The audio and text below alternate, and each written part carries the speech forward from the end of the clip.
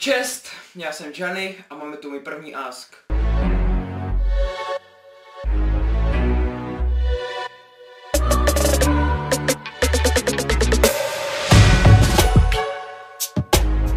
Všichni víme, co je to ask.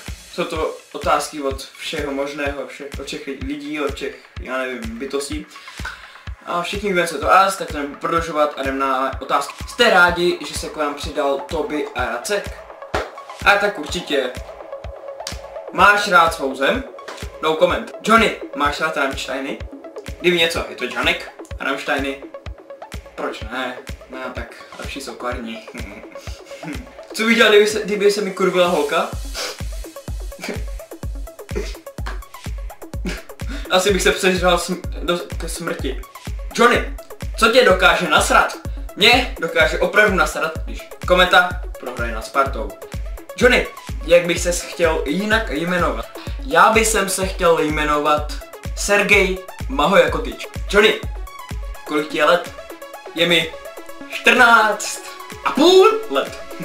Smusa nebo Johnny Valda? Spíše Smusa, ale Johnny je bodec. Co máš radši? BMX nebo skate? Tak na skateu jsem jezdil tak chvíli a na BMXku jezdím to teď pořád.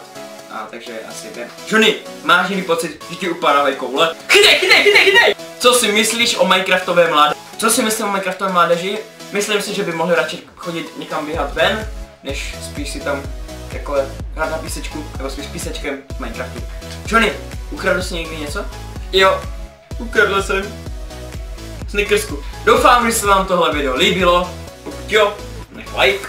Pokud ne, vydrž mi prdel. A když tak dej odběr. Když tak, mi pište otázky na ask, které bude v popisku videa.